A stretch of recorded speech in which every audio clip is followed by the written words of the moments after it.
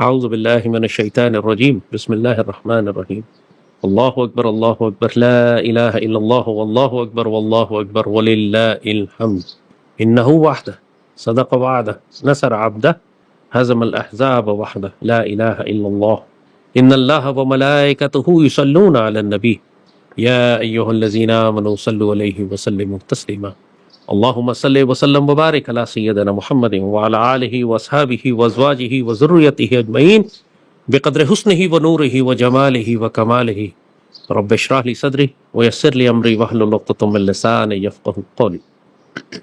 آج ہمارا ہندو مشرک دشمن اپنی پوری طاقت کے ساتھ ہمارے دروازوں پر آ کر کھڑا ہو گیا ہے۔ کیا ہم نے تم کو بتایا نہیں تھا کہ یہ ہونے جا رہا ہے؟ کیا ہم کئی سال سے تم کو آگاہ نہیں کر رہے تھے کہ ہمارا یہ ناپاک اور غلیظ دشمن ایک بہت بڑی خوفناک جنگ کی تیاری کر رہا ہے؟ کیا ہم نے تم کو یہ بتایا نہیں تھا کہ پوری دنیا سے اسلحہ خرید رہا ہے؟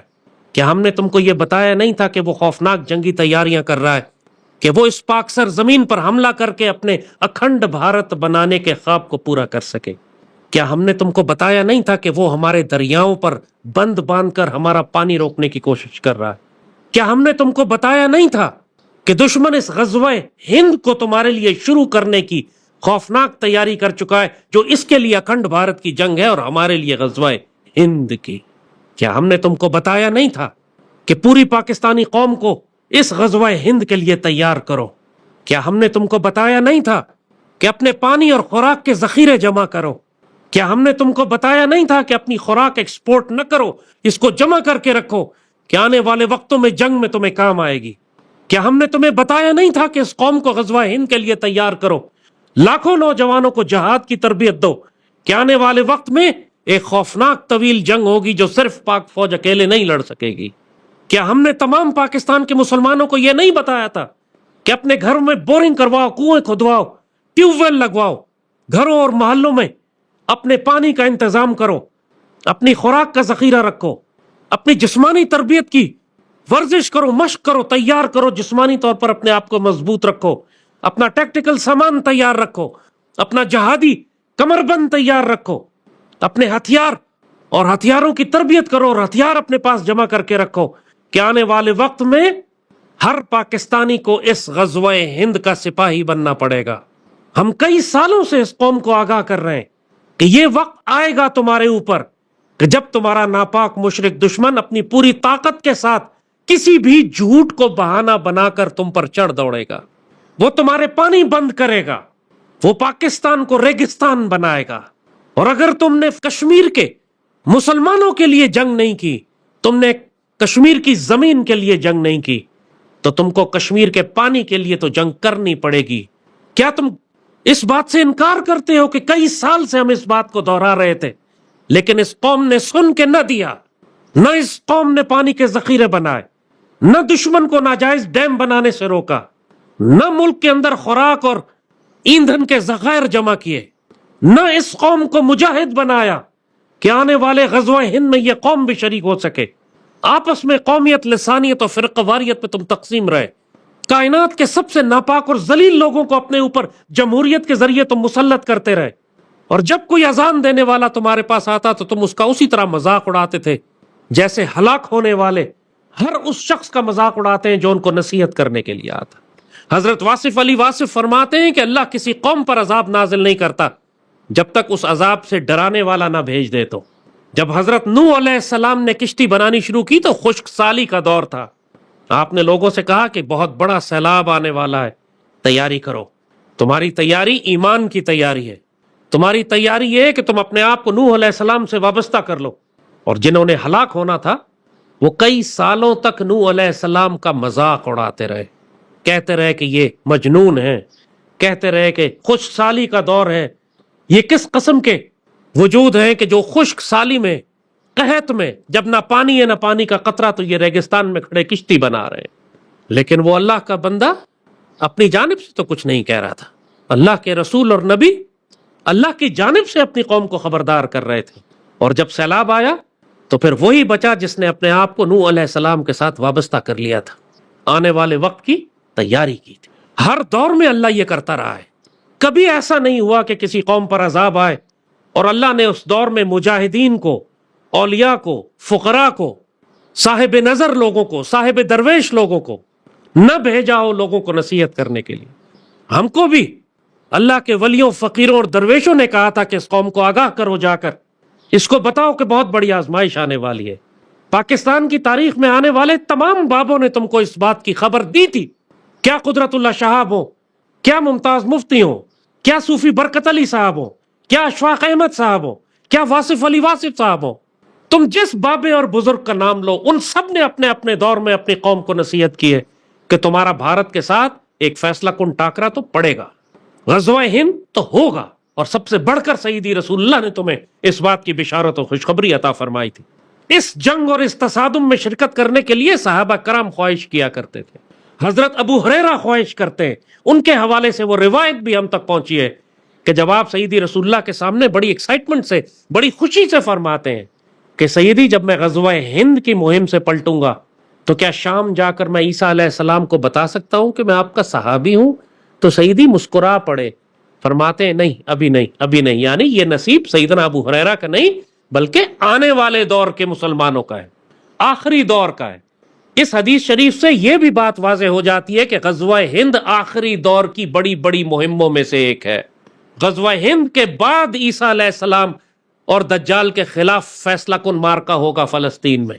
کیا یہ بزرگوں نے خوشخبریاں اور بشارتیں نہیں عطا فرمائی تھیں کہ اس پاکستان کو بنایا ہی اس لیے گیا ہے کہ اس نے غزوہ ہند لڑنا ہے؟ کیا سیدی رسول اللہ نے خوشخبریاں اور بشارتیں تمہیں نہیں عطا فرمائی تھیں کہ تم ہی وہ قوم ہو جو گہرے سبز رنگ کے پرچم رکھتی ہو، رایات السود رکھتی ہو، کہ جو یہ فوج یہاں سے نکلے گی تو اس کو کوئی نہیں روک سکے گا جب تک کہ بیت المقدس شریف میں جا کے یہی رایات السود نہ گاڑ دے اور یہودیوں کے پرچم اکھاڑ کے نہ پھینک دے؟ یہ سب کچھ جاننے کے باوجود کہ سیدی رسول اللہ نے کیا بشارتیں عطا فرمائی ہیں، تاریخ میں جتنے بڑے بڑے بزرگ گزرے ہیں سب نے اس خطے کے بارے میں کیا خوشخبریاں اور بشارتیں دی ہیں۔ ہماری تاریخ میں پاکستان بننے کے بعد جتنے اولیاء اور فقراء اور صاحب نظر آئے ہیں انہوں نے تمہیں اس غزوے کے بارے میں، اس فیصلہ کن مارکے کے بارے میں خبردار کیا ہے، پھر بھی تم نے سن کے نہ دیا، پھر بھی تم نے تیاری نہیں کی۔ آج مجھ سے پوچھتے ہو کہ دشمن دروازے پر آ گیا ہے، جنگ شروع ہو گئی تو ہم کیا کریں گے؟ اب تم کچھ کرنے کے قابل نہیں ہو اگر تم نے تیاری نہیں کی ہوئی تو۔ اگر تمہیں سیدی رسول اللہ کی احادیث پر ایمان نہیں تھا، اگر تم کو بابوں کی دی ہوئی خوشخبریوں اور بشارتوں پر ایمان نہیں تھا، ان کی طرف سے خبردار کیے جانے پر تم بیدار نہ ہوئے، تم نے ہماری بات پر اعتبار نہ کیا، تو پھر اب صرف انتظار کرو اللہ کے امر کا کہ تمہارے اوپر نازل ہونے والا ہے۔ تم کتنا مذاق اڑاتے تھے اس فقیر کا کہ یہ پاگل ہے، غزوہ ہند کی تیاری کرتا رہتا ہے، ہر وقت کہتا ہے غزوہ ہند ہوگا، ہر وقت ہتھیار لے کے پھرتا ہے، ہر وقت جنگ کی تیاری کرتا ہے، ہر وقت لوگوں سے کہتا ہے کہ اسلحہ جمع کرو، جنگ کی تربیت کرو، خوراک کا ذخیرہ، پانی کا ذخیرہ جمع کرو، پاک فوج کے ساتھ کھڑے رہو، جسمانی طور پر اپنے آپ کو تیار کرو۔ کتنا مذاق اڑایا تم کمینوں نے، اور جن پر اللہ نے کرم کیا تھا انہوں نے ہماری بات پر اعتبار کر کے اپنے آپ کو اس آنے والی آزمائش کے لیے تیار کیا۔ انہوں نے وہ سب کچھ کیا کہ جس کا ان کو کہا گیا تھا، مگر اس ریاست پاکستان نے، ان حکومتوں نے، ان سیاسی جماعتوں نے، ان کے میڈیا ٹرولز نے، چونکہ اللہ نے ان کے نصیب میں صرف ذلت لکھی ہوئی تھی لہٰذا یہ صرف مذاق اڑاتے رہے۔ اب یہ مشرک دشمن ایک مکاری کر کے، ایک بہانہ کر کے تمہارے دروازے پر آ کر کھڑا ہو چکا ہے۔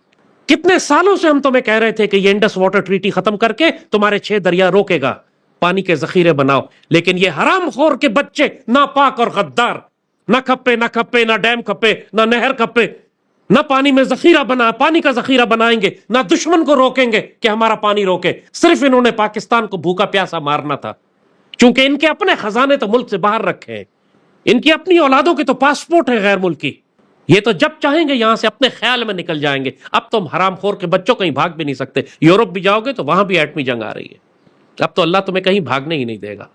علامہ اقبال نے اپنی کتاب جاوید نامہ میں بہت تفصیل سے میر جعفر اور میر صادق کا ذکر کیا، کئی صفحے لکھے ہیں صرف میر جعفر اور میر صادق پہ۔ فرمایا کہ یہ اتنے ناپاک اور غلیظ ہیں، اتنی بڑی بدروہیں تھی ہیں کہ ان کو جہنم بھی قبول نہیں کرنا چاہتی تھی، جہنم بھی ان کو کہتی تھی کہ مجھ سے دور رہو، کہ تمہاری کراہت اتنی ہے کہ میں جو اتنے غلیظ لوگوں کو قبول کر لیتی ہوں، تم جیسوں کو میں قبول کروں تو میں ناپاک ہو جاؤں۔ یہ میر جعفر اور میر صادق کے بارے میں اقبال نے لکھا ہے، اور اقبال بابا لکھتے ہیں کہ یہ ایسی بدروہیں ہیں کہ چونکہ ان کو جہنم بھی قبول نہیں کر رہی لہٰذا یہ ہندوستان اور پاکستان کے اس خطے میں گھومتی رہتی ہیں اور ہر جگہ یہ اپنے جیسے غدار پیدا کرتی رہتی ہیں.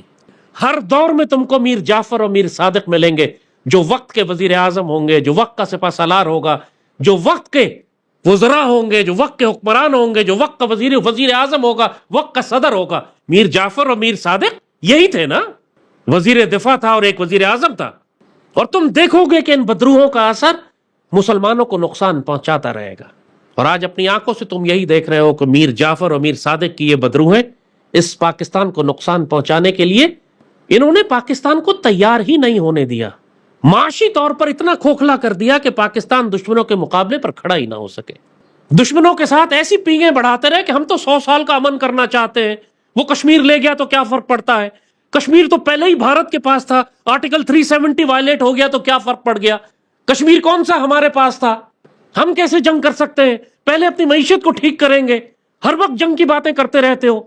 یہ منافق اور بدکار اور بدذات لوگ تھے جو تم کو بے وقوف بناتے رہے اور دشمن جنگی تیاریاں کرتا رہا اور آج تمہارے دروازے پر کھڑا ہو گیا کہ کسی بھی لمحے داخل ہو جائے گا.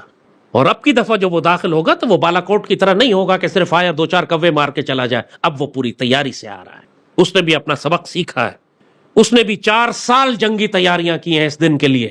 اور جب اس کی تیاری مکمل ہو گئی تب اس نے یہ فالس فلیگ کیا ہے کشمیر میں کہ اب اس کو بہانہ بنا کر یہ پاکستان پر آئے گا. صرف اس لیے نہیں آئے گا کہ اس نے ہمارا پانی روکنا تھا، پانی تو وہ ویسے ہی روک رہا تھا. یہ فالس فلیگ نہ بھی کرتا تب بھی وہ پانی روک رہا تھا، حملہ نہ بھی کرتا تب بھی وہ پانی روک رہا تھا. پانی روکنے کے لیے اس کو یہ ڈرامہ کرنے کی ضرورت نہیں تھی.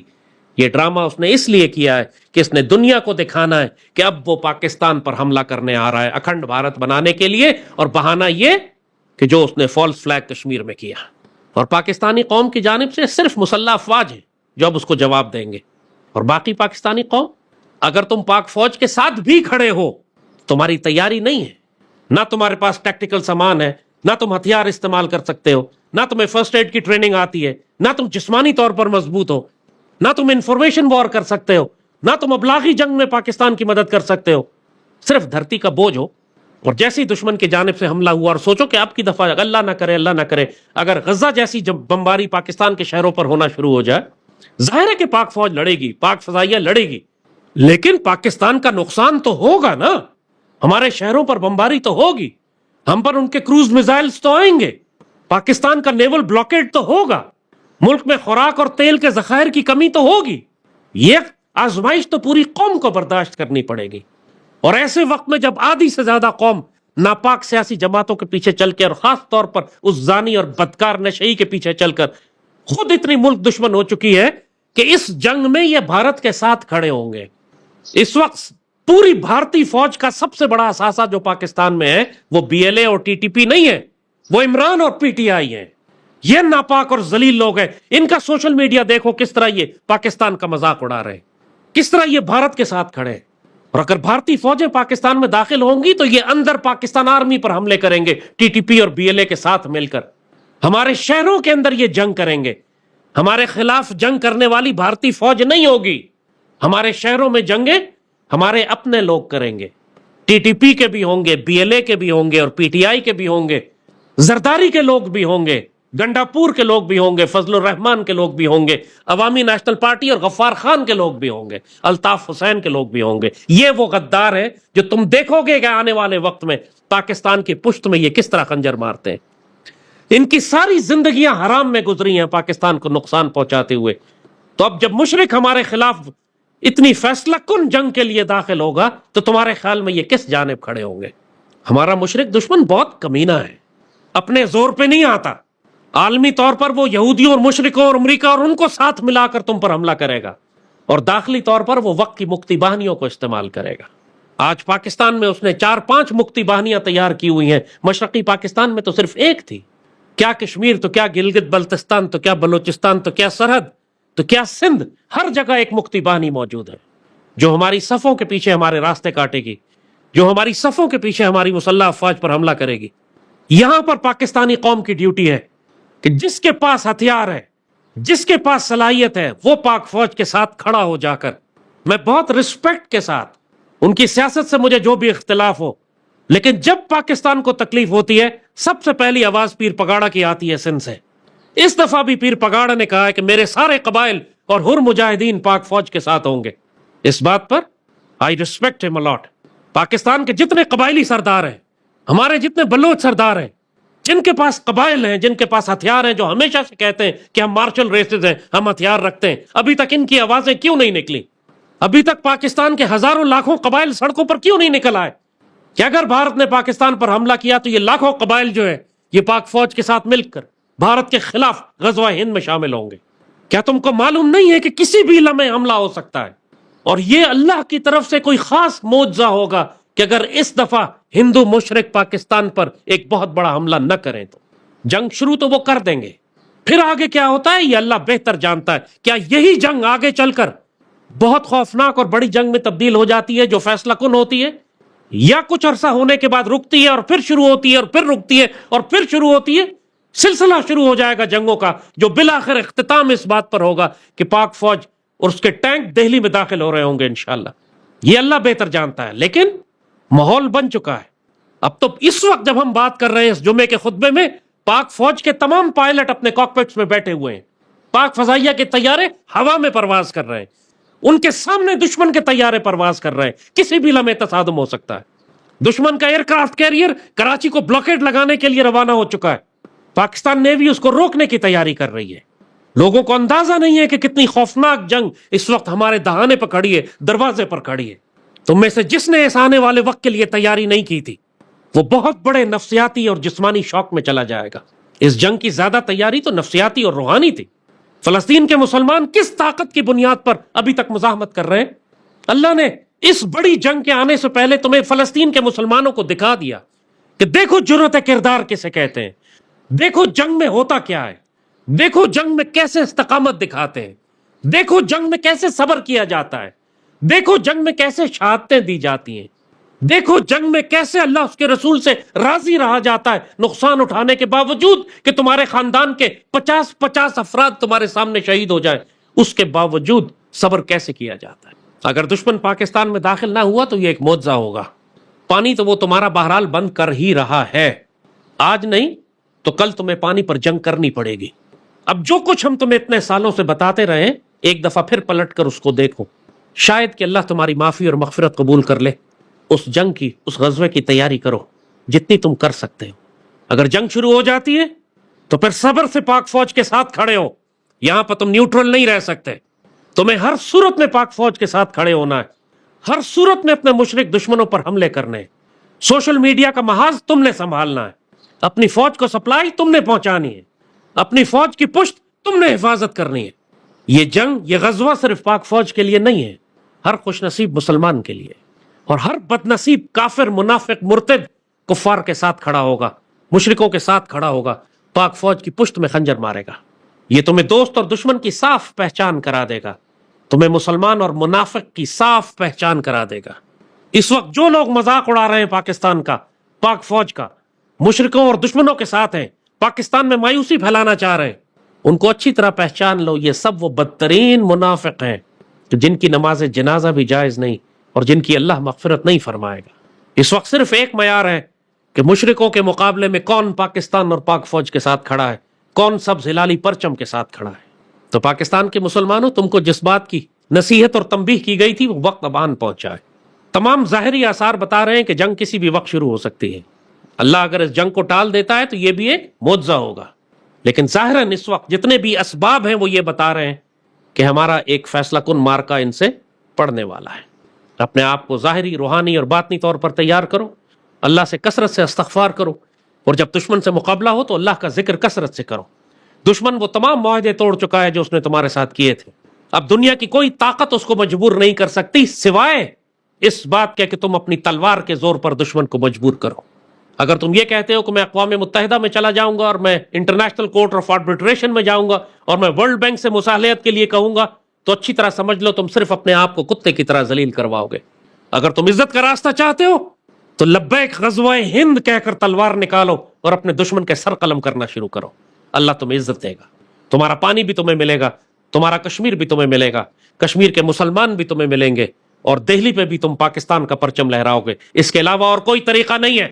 اگر تم نے ذلت اور رسوائی کا راستہ اختیار کیا، اللہ تم کو مزید ذلیل کرے گا. اب صرف ایک راستہ ہے، غزوہ ہند کا راستہ ہے، اور اللہ کے فضل سے ہم فیصلہ کر چکے ہیں کہ ہم سیدی رسول اللہ کے حکم پر غزوہ ہند کے مجاہد ہیں۔ ہم اس پاک فوج کے ساتھ ہیں، ہم سب ہلالی پرچم کے ساتھ ہیں، ہم رایت السود کے ساتھ ہیں۔ ہم انشاءاللہ العزیز ان مشرک دشمنوں کے خلاف اسی طرح جنگ کریں گے جس طرح صحابہ کرام نے جنگ کرنے کی خواہش کی، اور جس طرح سیدی رسول اللہ نے بشارتیں عطا فرمائی، چاہے کتنی طویل ہو جائے، چاہے کتنی قربانیاں ہمیں دینی پڑیں، انشاءاللہ العزیز ہم ہند کے حکمرانوں کو زنجیروں میں لپیٹ کر لائیں گے، اور جب یہاں سے پلٹیں گے تو شام میں انشاءاللہ عیسیٰ علیہ السلام کو پائیں گے۔ ہماری اللہ سے درخواست ہے کہ مالک ہمیں اتنی اجازت دینا کہ ہم مشرکوں کو ذلیل کر سکیں، اور یہودیوں کے ساتھ ہم اسی طرح سلوک کریں جیسے آپ نے حدیث شریف میں فرمایا کہ ہر پتھر چیخے گا کہ میرے پیچھے ایک یہودی چھپا ہے، اور ہم اس سے انتقام لیں گے، غزہ کا انتقام لیں گے، فلسطین کا ایک ایک شہید بچے کا انتقام لیں گے۔ مالک ہم کو اتنی اجازت دینا، اس دنیا سے رخصت سے پہلے ہمیں اتنی اجازت دینا کہ ہم ان سعادتوں کو اپنے ہاتھ سے پورا کر سکیں، ان دشمنوں کو اپنے ہاتھوں سے ذلیل کر سکیں۔ آپ نے فرمایا میرے مالک کہ یا تو اللہ تم کو خود ذلیل کرے گا یا ہمارے ہاتھوں ذلیل کروائے گا۔ میرے مالک ہماری درخواست ہے کہ ان کو ہمارے ہاتھوں ذلیل کروانا۔ ہم نے سیدی رسول اللہ کی غلامی اور سعادت کی زندگی کا راستہ چنا ہے، ہمیں شہادت کی موت عطا فرمانا، لیکن درخواست صرف اتنی ہے کہ اس سے پہلے ہمیں یہ دو کامیابیاں غزوہ ہند اور غزوہ شام کی اپنی آنکھوں سے دکھا کر ہمارے کلیجے ٹھنڈے کرنا۔ میرے مالک ہم سیدی رسول اللہ کے ساتھ ہیں، ہم سیدی رسول اللہ کی فوج میں ہیں، ہم امام مہدی کی فوج میں ہیں، ہم رایت السود کی فوج میں ہیں، اور جو کوئی بھی اس پاک سرزمین اور پاک فوج اور رایت السود کے خلاف ہوگا، ہماری تلواریں اس کی سر اتارنے کی دیر نہیں لگائیں گی۔ یاد رکھو ہم کافروں پہ جتنے سخت ہیں، مشرکوں پر جتنے سخت ہیں، اب ہم منافقوں پہ بھی اتنے ہی سخت ہوں گے۔ اس جنگ میں ہم کسی غدار اور کسی منافق کو معاف نہیں کریں گے۔ بہت بکواس ہو چکی، بہت خیانت ہو چکی۔ غزوہ ہند ہے تو پھر مشرکوں اور منافقوں دونوں کے خلاف ہے انشاءاللہ، اور اس تمام جہاد اور غزوے میں ہم پاک فوج کے ساتھ ہیں، پاک فوج ہمارے ساتھ ہے، اور یہی خوش نصیب فوج ہے۔ اللہم صلی وسلم مبارک علی سیدنا محمد وعلی آلہ وصحبہ وسلم۔